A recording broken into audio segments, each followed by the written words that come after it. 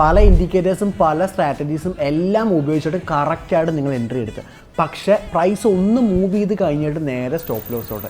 ഇത് നിങ്ങളുടെ പ്രശ്നം കൊണ്ടല്ല. ഇത് ശരിക്കും പറഞ്ഞു കഴിഞ്ഞാൽ ഇൻസ്റ്റിറ്റ്യൂഷൻസ് പ്ലാൻ ചെയ്തിരിക്കുന്ന നിങ്ങളുടെ എഗെയിൻസ്റ്റ് ആയിരിക്കും. അതുകൊണ്ടാണ് നിങ്ങളുടെ പ്രൈസ് നിങ്ങളുടെ എൻറ്റയർലി ഓപ്പോസിറ്റായിട്ട് മൂവ് ചെയ്യുന്നത്. അതായത് ഇൻസ്റ്റിറ്റ്യൂഷൻസ് ഒരു ബുള്ളിഷ് ഡയറക്ഷനിലാണ് നിൽക്കുന്നതെന്നുണ്ടെങ്കിൽ നിങ്ങൾ ഷോർട്ട് ചെയ്ത് കഴിഞ്ഞാൽ ഒരിക്കലും അത് വർക്കൗട്ട് ആവത്തില്ല. സോ അവർ എന്താണ് പ്ലാൻ ചെയ്തിരിക്കുന്നതിൻ്റെ ബേസിൽ മാത്രമേ നിങ്ങൾ ട്രേഡ് ചെയ്യാൻ വേണ്ടി പാടുള്ളൂ. അതിൻ്റെ ഏറ്റവും പ്രധാനപ്പെട്ട ഒരു കാര്യം എന്ന് പറഞ്ഞു കഴിഞ്ഞാൽ ഒരു പ്രോപ്പർ സ്വീപ്പിംഗ് പ്രൈസിൽ നടന്നിട്ടുണ്ടാവണം. നിങ്ങളിപ്പോൾ ട്രേഡ് എടുക്കുന്നതിന് മുമ്പാണെങ്കിലും അതിന് ശേഷമാണെന്നുണ്ടെങ്കിലും ഒരു പ്രോപ്പറായിട്ട് റീറ്റെയിൽ ട്രേഡേഴ്സിനെ ട്രാപ്പ് ചെയ്യുന്ന രീതിയിൽ പ്രൈസിൻ്റെ അകത്ത് ഒരു പ്രോപ്പർ പാറ്റേൺ വന്നിട്ടുണ്ടാവണം. എല്ലാ റീറ്റെയിലേഴ്സും ട്രേഡ് ചെയ്യുന്ന എന്തിൻ്റെ ബേസാണ്?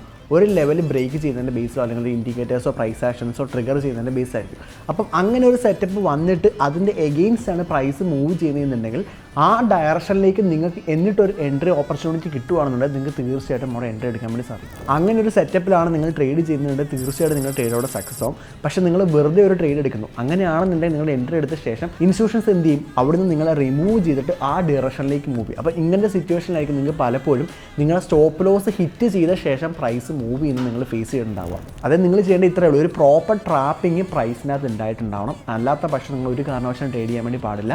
സോ ഇത്രയും കാര്യങ്ങൾ കേട്ടത് നിങ്ങൾക്ക് മനസ്സിലായിട്ടുണ്ടാവും. നോർമലി ചെയ്യേണ്ടതുപോലെ അല്ല നിങ്ങൾ ട്രേഡ് ചെയ്യുന്നതെന്നുള്ള. സോ അഡ്വാൻസ് ആയിട്ടുള്ള കാര്യങ്ങൾ നിങ്ങൾക്ക് അറിയാൻ താല്പര്യമുണ്ടെന്നുണ്ടെങ്കിൽ ഈ ഒരു നമ്പറിൽ നമ്മളെ കോൺടാക്ട് ചെയ്യുക.